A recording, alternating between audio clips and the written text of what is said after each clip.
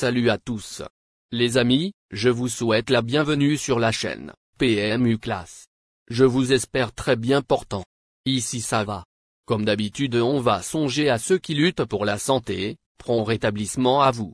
Les amis, on va faire le pronostic quintet de ce mercredi. Direction la Loire-Atlantique ce mercredi et l'hippodrome du Petit Port afin d'assister à la 12e étape du GNT.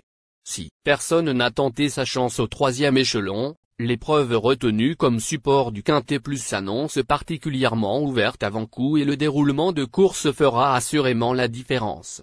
Chers amis parieurs, les chevaux favoris et plus ou moins incontournables du quintet du jour. Nous avions eu aussi les avis des entraîneurs, des jockeys, et des spécialistes du PMU pour vous. Donc les amis, prenez note, et faire votre choix à la fin de vidéo.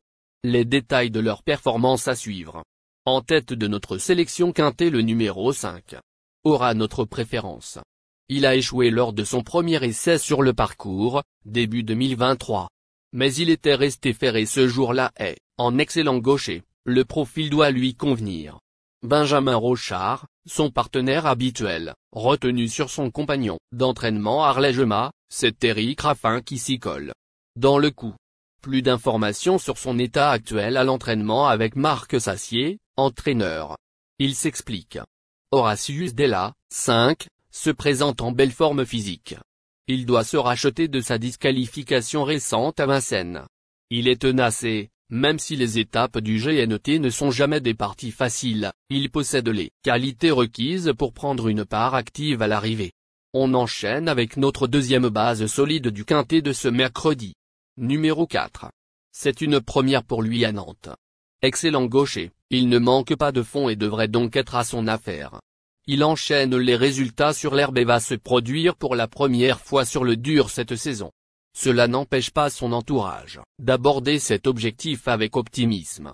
On se renseigne davantage avec Jules Leroulet, entraîneur et driver. Il s'explique. Harry de Sassy, 4, avait enchaîné les courses de Crahan, Alençon et Ségré. Après sa 3e place du 6 octobre, je lui ai accordé une pause de 10 jours. Il a pu reprendre de la fraîcheur. Ces derniers entraînements me laissent penser qu'il est bien en condition physique. Je le pense capable de jouer l'une des 5 premières places. Chers parieurs, la dernière minute du quintet de ce mercredi. Numéro 13. Elle se produit pour la première fois à Nantes. Pure gauchère, elle ne sera pas perturbée par le tracé. Elle fait toutes ses courses et aborde cet engagement avec de la fraîcheur.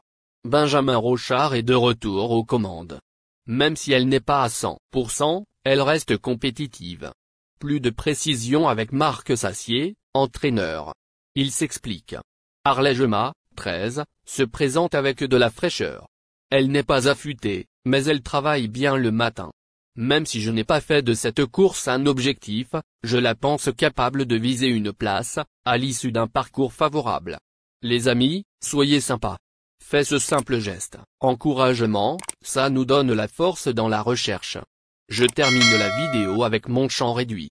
Restez jusqu'à la fin de la vidéo pour découvrir mon champ réduit.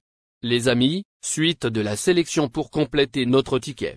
On entame avec notre trouble fête incontournable du quintet de ce mercredi. Numéro 8. C'est une première pour lui à Nantes. À l'aise à droite comme à gauche et ne manquant pas de tenue, il ne devrait pas être perturbé. Il fait toutes ses courses et reste sur un accès site dans l'étape de Saint-Galmier de ce GNT 2024. Confié pour la première fois à Mathieu Abrivard, il faut le retenir. Plus d'informations sur sa forme actuelle à l'entraînement avec Dominique Loqueneux, entraîneur. Il s'explique. Gino Viva, 8, est un modèle de régularité. Il fait toujours de son mieux, et je compte sur lui pour confirmer ses bonnes dispositions. Je lui accorde du crédit pour se placer dans la bonne combinaison du quintet plus. Nos 2 tocards incontournables du quintet de ce mercredi. Premier tocard en forme. Numéro 15. Compte une victoire en 2 apparitions sur le parcours. Il occupe la 7e place au classement de ce GNT 2024 et a préparé ce rendez-vous en se produisant à Argentan, Ferré, pas plus que dimanche. Gagner apparaît hors de portée. Mais il donne toujours le maximum et peut se placer. On écoute Stéphane Provost, entraîneur. Il s'explique. Hidalgo de Noé, 15, m'a plu à Argentan. Il m'a montré ce que je voulais voir de lui à 3 jours de cette étape nantaise. Il faut rendre la distance, ce qui n'est jamais évident, mais il est capable de le faire, avec réussite. Il se présente en forme et prêt à en découdre. Deuxième tocard en forme. Numéro 2. Sa seule apparition sur le parcours remonte à 3 ans et s'était soldée par une disqualification, mais il était alors en lice pour un bon classement. Chargé en gains, il se contente de miettes ces derniers temps.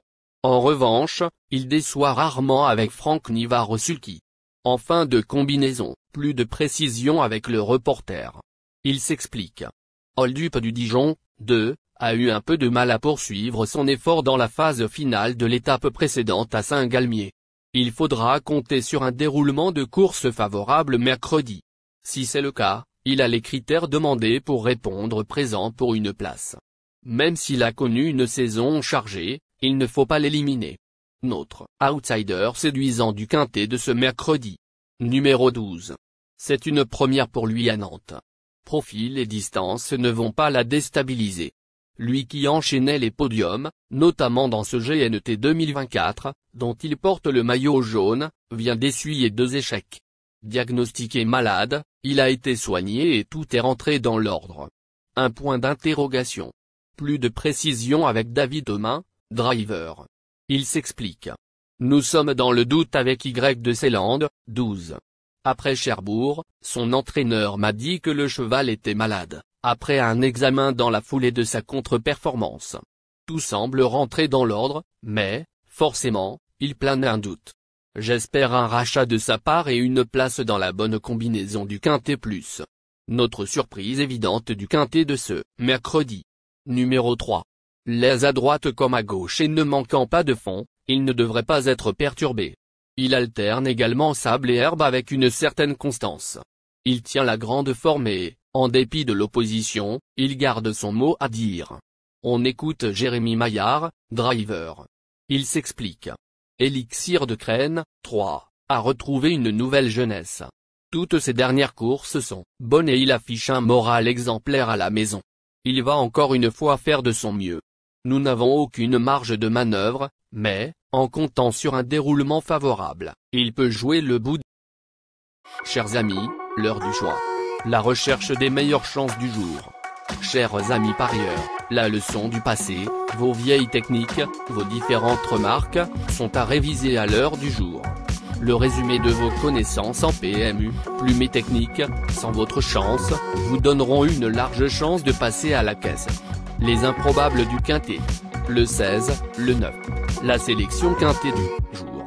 Le 5, le 4, le 13, le 8, le 15, le 2, le 12, le 3.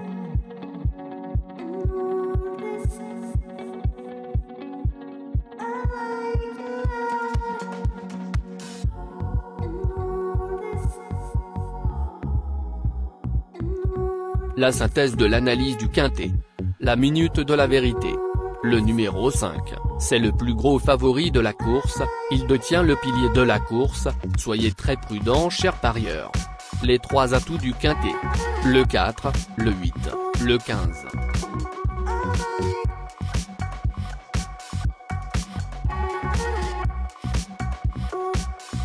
Nos propositions de tickets du jour, chers amis parieurs. Mon champ réduit à 50%. Ticket de base. 13, le 5, le 4, le 8, le 15. Ticket de folie. 5, le 9. Et le 5, le 16. Ticket de couverture. 5, le 4.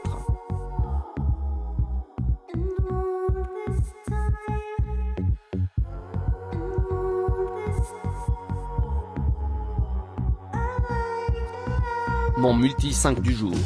5, le 8. Associé au grand carnet. Le 4, le 13, le 9, le 15, le 2, le 12, le 3, le 16. Merci les amis. Bon jeu à tous. À très bientôt pour la prochaine course. Bye.